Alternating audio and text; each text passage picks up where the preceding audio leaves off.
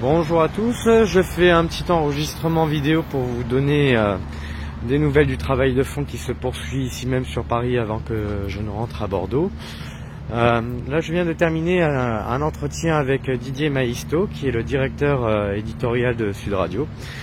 En gros l'objet de la discussion c'était de savoir comment on pourrait essayer en partenariat avec d'autres radios qui sont sur la fréquence FM, mais aussi en montant une web radio qui réunirait tout un tas de contenus, faire en sorte de pouvoir relayer des informations qui viennent des Gilets jaunes, c'est-à-dire monter des programmes qui soient à la fois consacrés à la pédagogie populaire, à la liberté d'expression du peuple, donc simplement ce qu'on appelle des micro-trottoirs et du direct, en fait, faire des choses comme ça qui permettent de nous réinformer tous mutuellement sur des grands sujets que sont la monnaie, la géopolitique, l'économie, des choses comme ça, faire connaissance avec des experts, des intellectuels, des pédagogues qui n'arrêtent pas de façon désintéressée de nous informer sur ces sujets malheureusement qui sont peu traités par les grands médias.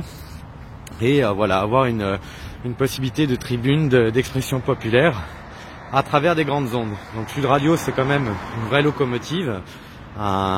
C'est génial d'avoir leur soutien. En fait, Sud Radio a toujours fait du bon boulot en termes de traitement de l'information, hein, donc c'est pas étonnant qu'ils nous aident. Et donc voilà, pour l'instant on en est que à la première étape qui est d'avoir les accords de principe pour pouvoir continuer de faire des tractations avec d'autres antennes. Il va falloir qu'on monte une grille de programme, il va falloir contacter pas mal de youtubeurs, d'acteurs qui peuvent nous aider dans ce travail-là à avancer.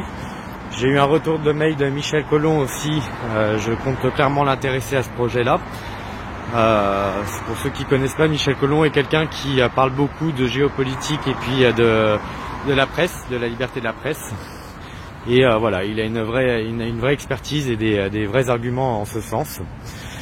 Voilà un petit peu donc pour le côté médiatique, ce qui se fait.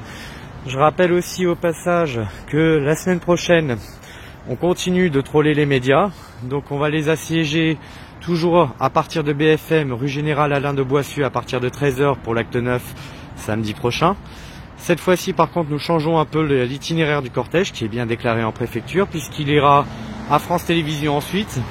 Mais au lieu de remonter en direction de la maison de la radio, nous allons aller du côté de TF1. On passera devant RFI et France 24 devant lesquels nous ferons un arrêt. Ensuite on passera devant Canal+, et ensuite on s'arrêtera dans un rond-point où il y a TMC, TF1, LCI, CNews. Voilà, il y aura tous ces médias-là et on terminera là-bas entre 17h et 20h, je pense à peu près. Donc venez. Enfin moi je vais rentrer à Bordeaux et je vais essayer de trouver, d'entrée de jeu, si vous voyez cette vidéo et que vous êtes sur la région bordelaise, contactez-moi.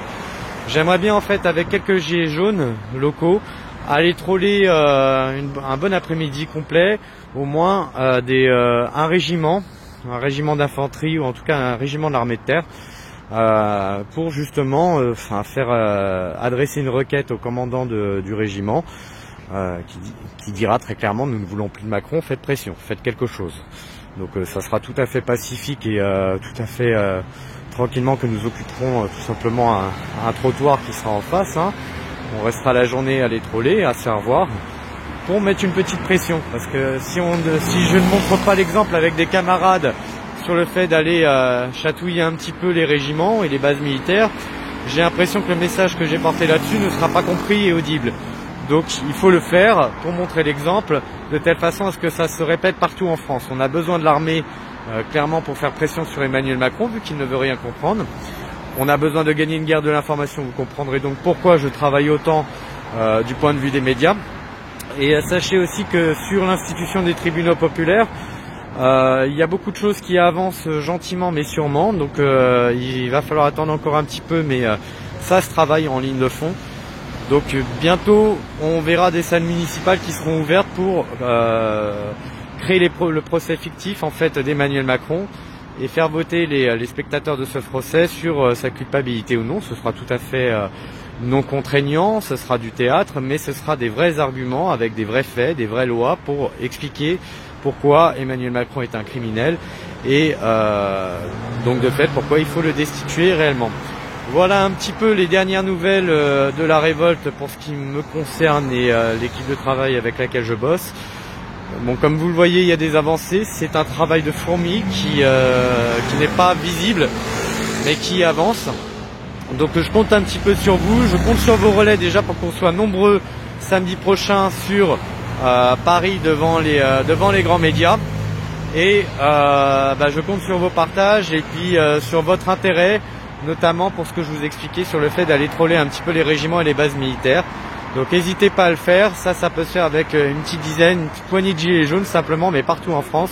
Et ça a donné une pression, parce que forcément les militaires, s'ils voient ça, ils peuvent pas nous chasser si on n'est pas dans leur base ou leur régiment, mais par contre, quand bien même ils ne viendraient pas discuter avec nous, ils ne pourront pas s'empêcher d'en référer à leur hiérarchie. Et c'est ça le but du jeu, c'est qu'ils en réfèrent à leur hiérarchie en disant voilà, on a des gilets jaunes qui commencent à scroller les bases des régiments, qu'est-ce qu'on fait?